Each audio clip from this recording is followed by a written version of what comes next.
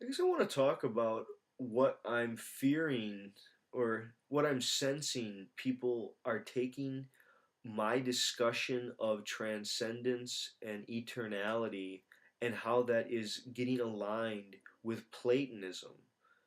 Now, I admittedly have in videos said that much of this goes back to Plato. And now, when I say that, I mean the resources for thinking about these issues seem to be largely funded and they're coming from discussions that have been informed by Plato.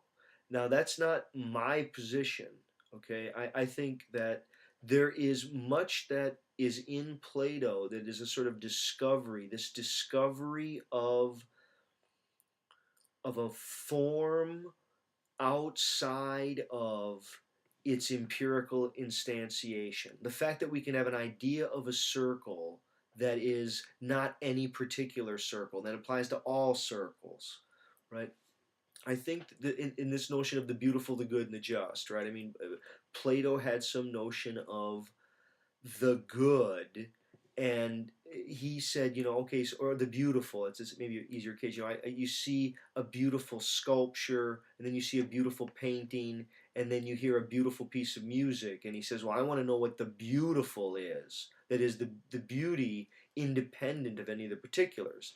Now, as much as that is an interesting, I think, right-minded concern, because that is something that we experience. We experience that his the ancient account was, it imagined those forms as like constitutive regulative ideals that were informing the becoming. It's sort of the pre-Darwinian account of forms, right? That the things are the way they are because they're in that form. Now, Dewey, Nietzsche, Burke, their criticisms are so robust. For Dewey, those essences are the outcome of language practices. See, language itself creates and releases timeless essences. And when I say timeless, I mean that's part of what speech is. That is what language does. Language and time.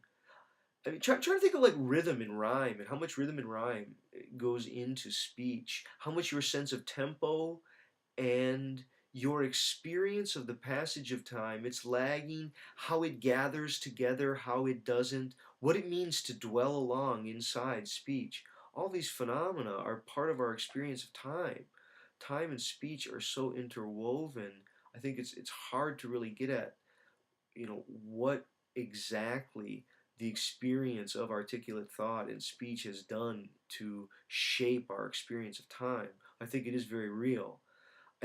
The larger point, though, is that these essences get created out of discourse and then they get treated as if they were prior, as if they were independent forms. They're regulating, sort of the cosmos itself. But the other problem is this sort of modernist view, is again, these are sort of Dewey's criticism, that they think that thought is something that just happens inside the individual's heads. And so instead of saying something like, well, the circle is in Plato's heaven, no, instead we go, oh no, the circle is in each person's mind. And I don't think that's right either. It's not that, ideas or quotes in the mind. That's I think a kind of a mistake. You need to go toward dialogue and worldly transaction. I mean, transaction was one of the key concepts that Dewey developed. Certainly, Dewey in Bentley's book Knowing in the Known, you find so much of that. But I think this issue of, okay, how do I say it? That for Dewey, or let's even for Nietzsche, right? For Nietzsche, it's all a lie, right? It's not that um, there's this eternal leaf out there in the world, and then like the eternal Platonic leaf, and then every leaf in existence is an imperfect replica, like a cheap knockoff of that form. No, it's that there's just endless variety, and by the human capacity to equate the unequal, to simulate, to dissimulate, as we do that, we create a kind of idea. Now, the idea doesn't come from the head, it comes from the dissimulation of what's there. I mean, in some sense, the kind of Cartesianism really needs to be safeguarded against in the modern view. I think if the more that one looks at, again, the works of Dewey, the works of Nietzsche, certainly the works of Burke, take Burke's book, The Rhetoric of Religion, so much of Burke's writing is on the transcendence that language affords. It's not a kind of transcendence that's super empirical. And eternal is the word that you use when it really, it makes a reference to something having nothing to do with time. It's outside of time. It's extratemporal. I mean, eternal is just a great word for it. Even if they do come into being, once they come into being, they already have eternality. That's a word that can't be repeated is no word at all. See, I mean, part of the way in semiotics you differentiate between an index, an icon, and a symbol is that, indexicality is always this once occurrent horizon of concrete interactions like chemicals, actually interacting. But once you move to the level of image and similarity, and then ultimately to arbitrary sign of language, you have a radically separated signifier, signified, if you want to use this sort of French, some of those distinctions. The I think continental tradition they'd call it eidetic. The eidetic realm, the realm of the non-empirical, the real but intangible. It's certainly the realm of mathematics. Now, mathematics is perhaps one of the best places to go for lots and lots of evidence of things that are discovered and created, but in their discovery and their creation, there's an eternality that is still true about them. They're not going to just change, right?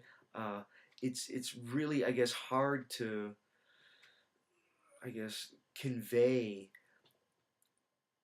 I guess, a sense of transcendence that doesn't so easily slide for many people into Platonism. But I think if you do, if you read the works of people like Dewey, if you read the works of people like Nietzsche and certainly Burke, you find resources for talking about what the human condition is and how humanity as speaking, as somehow languaging, is a taste for the eternal. It's an ongoing taste for forms that are part of the ongoing world, but they're